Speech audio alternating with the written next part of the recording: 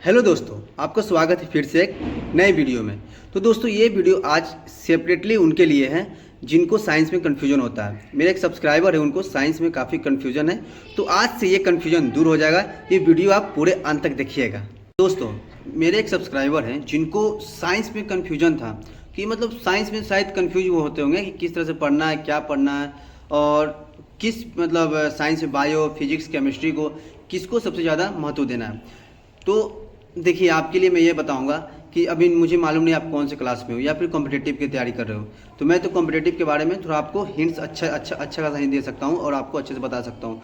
तो अगर आप जब कॉम्पिटिटिव एग्ज़ाम की तैयारी करते हैं तो आपको सबसे पहले तो साइंस को अच्छे से कवर करना होता है, और जब तक आप साइंस को कवर नहीं करते हैं तो हो सकता है कि आपसे बहुत सारे ऐसे प्रश्न हो जो आपसे छूट जाएंगे। और छूटने का मतलब है कि साइंस का बहुत महत्व रहता है। आप किसी भी एग्जाम में बैठोगे, साइंस का महत्व है दोस्तों। तो आपको सबसे पहले साइंस में पढ़ाई अगर पढ़ना है तो मतलब बायोलॉजी सबसे पहले सब्जेक्ट लीजिए। बायोलॉजी को अच्छे से पढ़िए। बायोलॉजी को एकदम इतने अच्छे से पढ़ना है ना कि आपके नसों नस में समा जाए कि अगर जो भी क्वेश्चन हो, जहाँ से भी आ रहा है, तुरंत उस क्वेश्चन को हम पकड़ लें और अटैम्प्ट कर दें। और बायोलॉजी को इस तरह से पढ़ना है ना कि जैसे सारा हमारे शरीर से, हमारे वातावरण, इन्वायरमेंट से सब रिलेटेड होता है। तो आपको बायोलॉजी पढ़ने में मज़ा भी आएगा। स्टार्टिंग बायोलॉजी से कीजिएगा, उसके बाद फिजिक्स पढ़िए, उसके बाद केमिस्ट्री। और केमिस्ट्री का जो कंपोनेंट्स होता है, जो भी केमिकल रिएक्शन, ये सब अच्छे से आपको पढ़ना है। और केमिस्ट्री जब भी पढ़ते हैं दोस्तों तो पीरियोडिक टेबल रख कर पढ़ें, और पीरियोडिक टेबल को अच्छे से पढ़ लें, क्योंकि केमिस्ट्री में जहाँ तक क्वेश्चन होता है पीरियोडिक टेबल से काफ़ी क्वेश्चन होता है। और कभी भी एग्जाम में आप जाइएगा तो आपको पीरियोडिक टेबल से ज़्यादा क्वेश्चन देखने के लिए मिलता है। तो आपको वहाँ भी कन्फ्यूजन नहीं रहना है, पीरियोडिक टेबल को अच्छे से पढ़ना है। और फिजिक्स तो चैप्टर बाय जो भी उसको आपको पढ़ना ही होगा, जो भी आपके सिलेबस के अकॉर्डिंग होगा। तो आपको साइंस में कभी कंफ्यूज नहीं होना है। बातें करते हैं जब हम बुक की, तो कम से कम अगर आप एनसीईआरटी पढ़ लेते हैं, 9th और 10th की एनसीईआरटी इतना पढ़ लेंगे तो आपके लिए इनफ हो जाएगा साइंस। अगर और भी टाइम है, अगर आप पढ़ना चाहते हैं तो आप 8th का भी पढ़ सकते हैं। वैसे 9th 10th इनफ है। 9th 10th का एनसीईआरटी अच्छे से कवर कर लीजिएगा। उसके बाद आप सेट प्रैक्टिस बनाइए, आपको कोई दिक्कत नहीं होगा।